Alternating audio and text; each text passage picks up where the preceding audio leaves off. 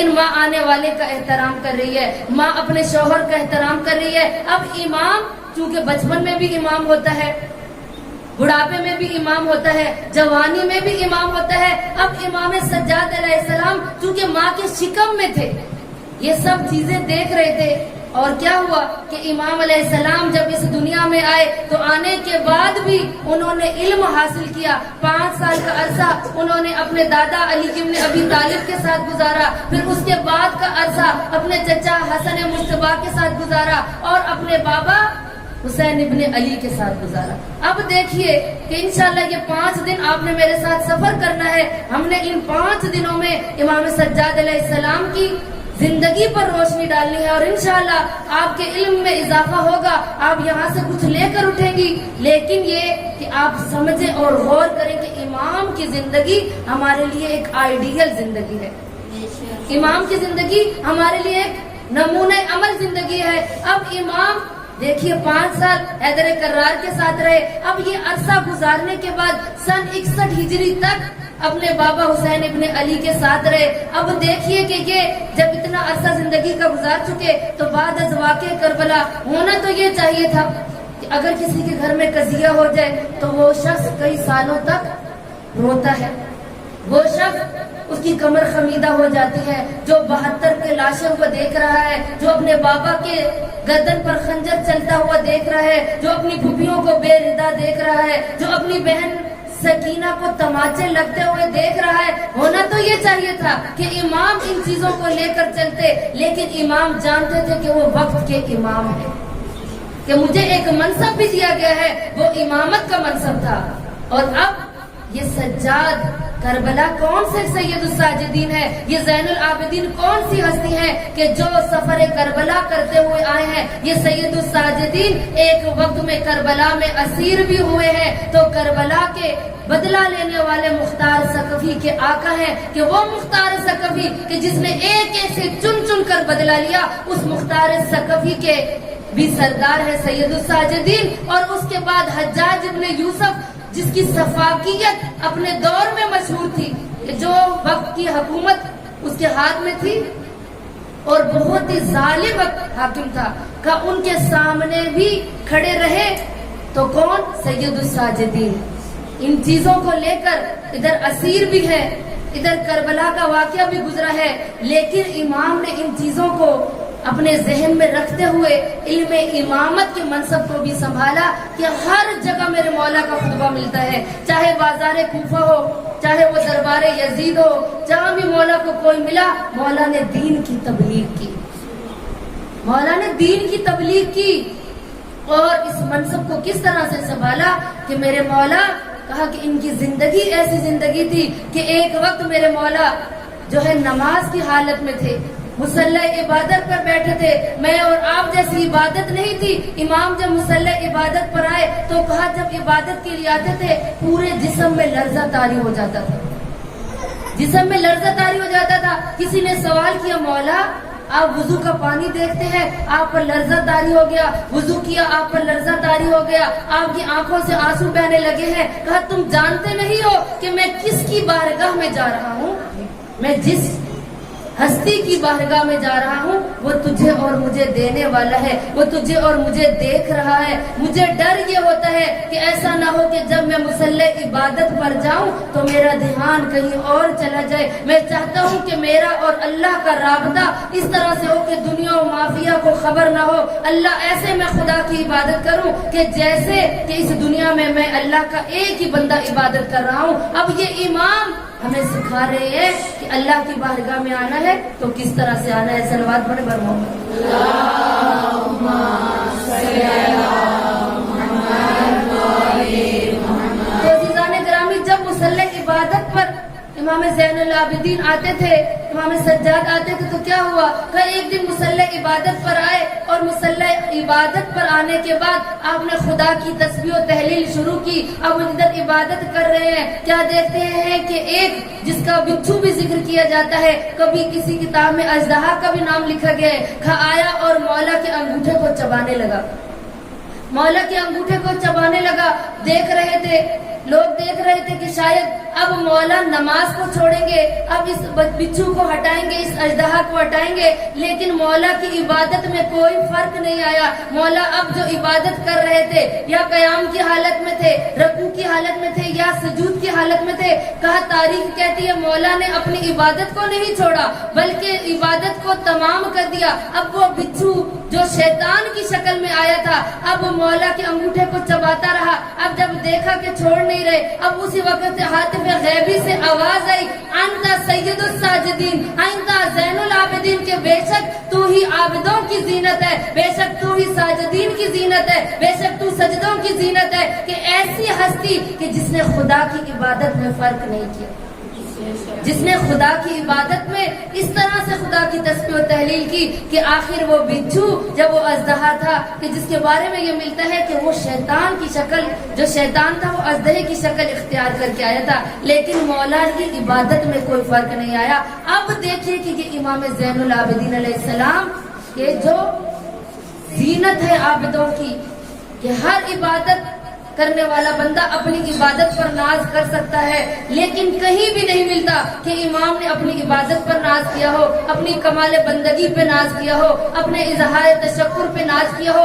ہمیشہ کہا یا بار الہ، میں زین العابدین ابھی تک وہ عبادت نہیں کر سکتا کہ جو میرے دادا حیدر کرار کرتے تھے، میں علی ابن ابی طالب کا پوتا اس عبادت کا حق ادا نہیں کر سکتا ہوں۔ یعنی وہ زین العابدین کہ جنہوں نے ہر جگہ پر خطبے دیے اور علم امامت کو نہیں بھولے عزیزان گرامی، امامت کے منصب کو فراموش نہیں کیا، امامت کو ذہن میں رکھتے ہوئے کہ میں امام بنا کر بھیجا ہوں، اس لیے اپنی دعاؤں میں صحیفہ سجادیہ کے ذریعے، اپنے زبور آل محمد کے ذریعے، اپنے صحیفہ انجیل کے ذریعے سے، اور کیا کہیں دعائیں ابو حمزہ سمالی کے ذریعے سے لوگوں کو علم دین کی طرف دعوت دیتے رہے۔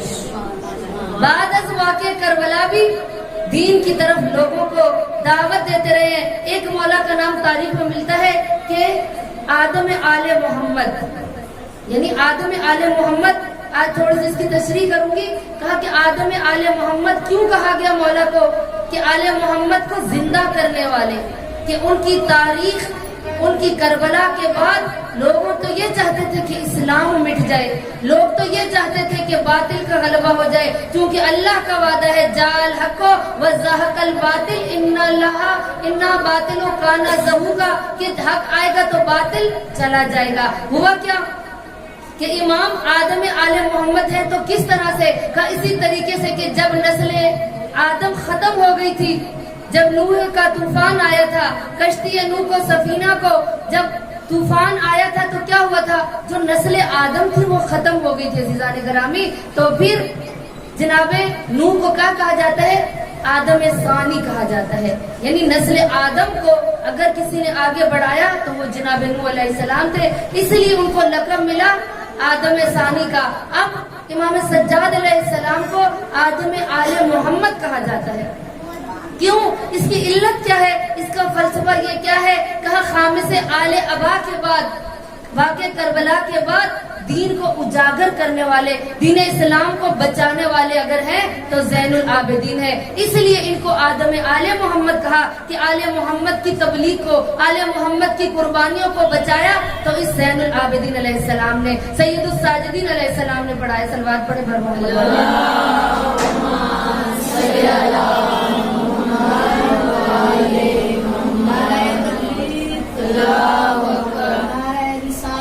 یا رسول اللہ حیدری یا حیدری یا نعرہ بلند صلوات اللہم صلی علی محمد و آل محمد۔ کہ امام سجاد علیہ السلام بعد از واقع کربلا تبلیغ دین کرتے رہے، اسیر تھے تب بھی بتایا کہ میرے بابا باغی نہیں، میرے بابا نمازی ہیں، ہر جگہ پہ بتایا کہ میں کس کا بیٹا ہوں، کوئی بھی خطبہ جو مولا نے دربار کوفہ میں دیا یا دربار یزید میں دیا، وہاں پر سب سے پہلے خدا کی توحید کا اعلان کیا، خدا کی تسبیح و تحلیل کی، اور خدا کی تسبیح و تحلیل کرنے کے بعد اپنے شجرہ نسب کو بیان کیا۔ کہا اگر میں بیٹا ہوں تو صفا و مروہ کا بیٹا ہوں، میں مکہ و منا کا بیٹا ہوں، میں حیدر کرار کا بیٹا ہوں، میں فاطمۃ الزہرا کا بیٹا ہوں، میں خدیجۃ الکبریٰ کا بیٹا ہوں، میں رسول خدا کا بیٹا ہوں، میں نبیوں کی امت کو بچانے والا ہوں، میں نبیوں کی محنت کو بچانے والا ہوں، میں آل محمد کی محنت کو بچانے والا ہوں۔ یعنی ہر جگہ پر سید الساجدین نے خطبوں کے اندر بتایا کہ میں ہوں تو میرا شجرہ نسب کیا ہے، تاکہ سننے والے سن لے، کیونکہ پابند سلاسل تو تھے لیکن بتاتے تھے کہ زبان مثل میسم کی طرح خاموش نہیں رہے، مثل میسم کی طرح ان کی زبان پر خدا کی توحید اور خدا کی حمد و ثنا جاری رہنے کے بعد بھی مثل میسم کی طرح اپنی زبان سے بتاتے رہے۔ جہاں کے پابند سلاسل تھے، قیدوں سے جکڑے ہوئے تھے، بیڑیاں پہنی ہوئی تھی، خاردار توق پہنا ہوا تھا، لیکن پھر بھی بتایا کہ میرے بابا کون سی ہستی ہے۔ نعرہ حیدری، حیدری، حیدری، محمد و آل محمد صلوات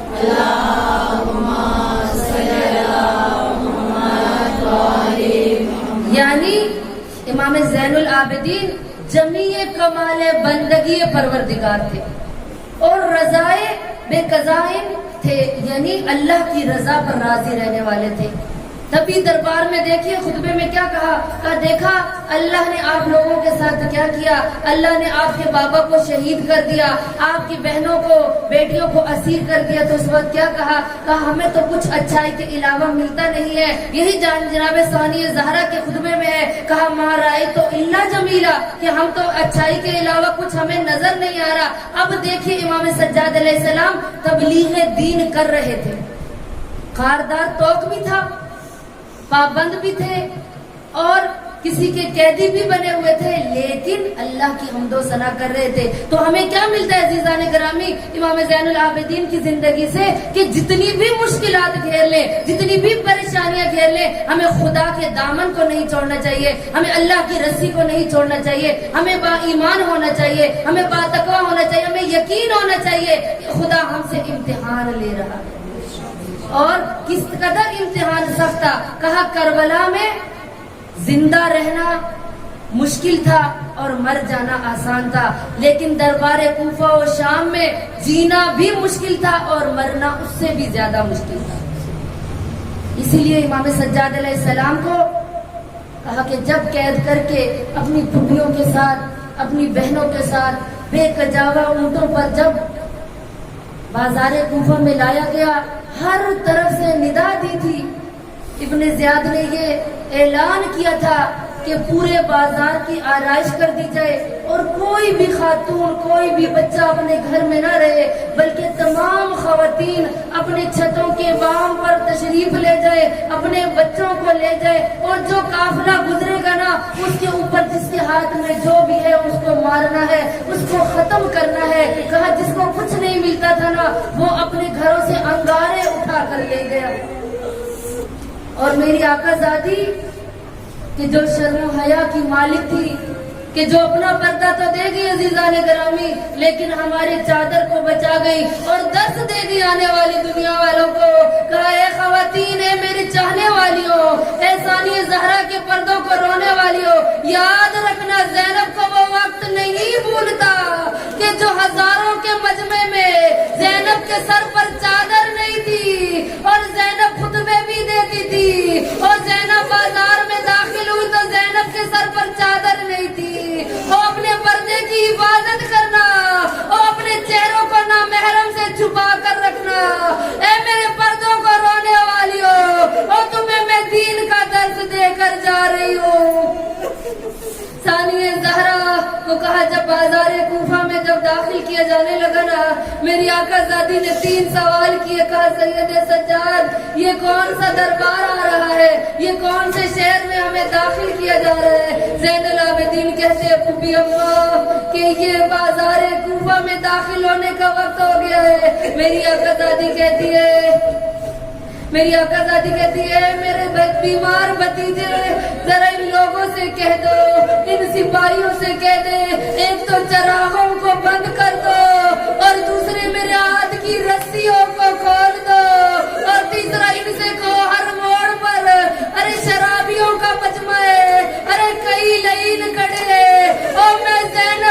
आजादी नहीं हूँ मजमे में चलने के।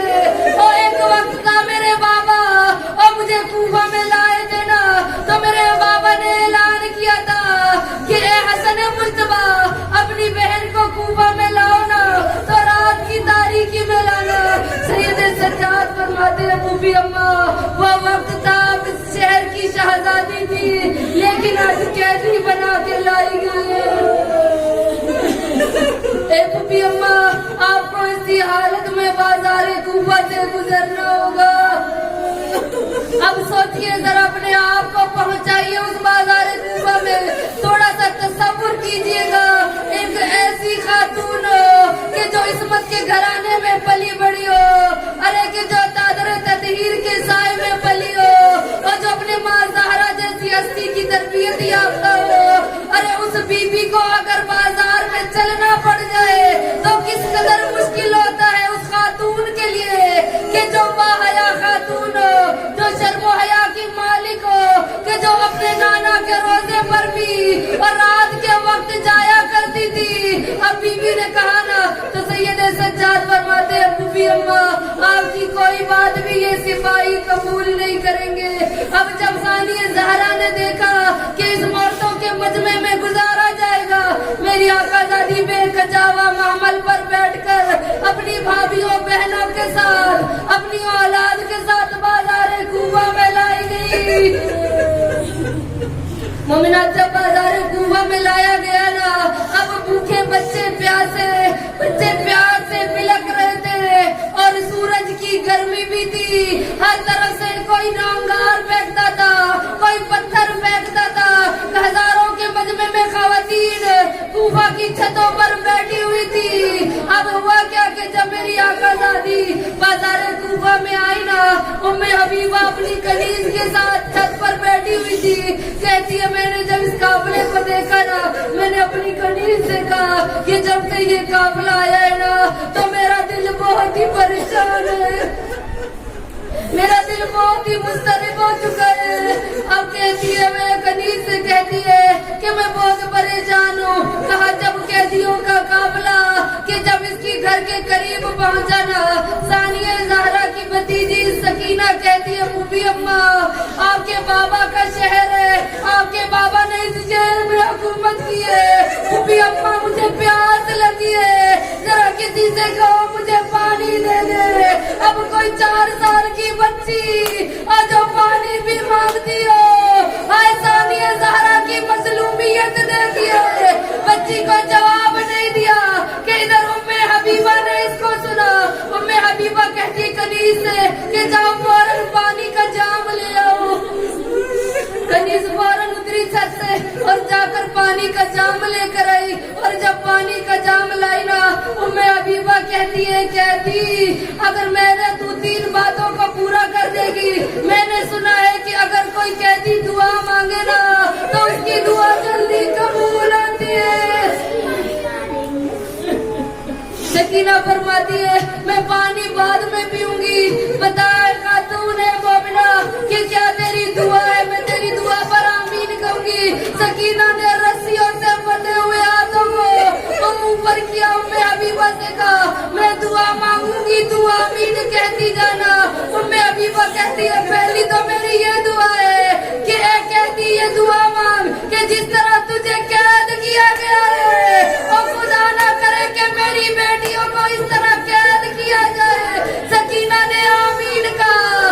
अब दूसरी दुआ उम्मे हबीबा कहती है दूसरी दुआ मेरी ये है कि जिस तरह तेरे बाप को शहीद किया है तू यतीम हो, ये दुआ कर कि मेरी औलाद इस तरह से यतीम ना हो। अरे सकीना ने आमीन कहा। तीसरी दुआ उम्मे हबीबा रो के कहती है एक कहती कई अरसा गुजर गया है, मैं मदीने की शहजादियों की कनीज हूँ। अरे मेरे बाप का मेरा शौहर जो है वो कारोबार करता है, मसरूफ रहता है, इसलिए जब से मैं कूफा आई हूँ ना मैंने उस मदीने वाली आकाज़ादी की ज़ियारत नहीं की है। मैं चाहती हूँ कि जल्दी वो वक्त आए और मेरी ये दुआ कबूल हो जाए। सकीना कहती है मोमिना कि अगर तुझे वो मदीने वाली आकाज़ादी यहाँ मिल जाए क्या तू उसको पहचान करेगी? अब तेरी दुआ की कबूलियत का टाइम आ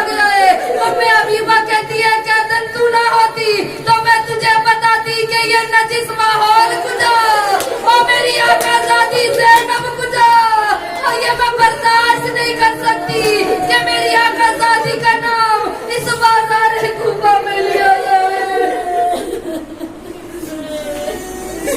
सकीना कहती है मोमिना तेरी दुआ कबूल हो गई। इधर उम्मे हबीबा को इशारा करके सकीना कहती है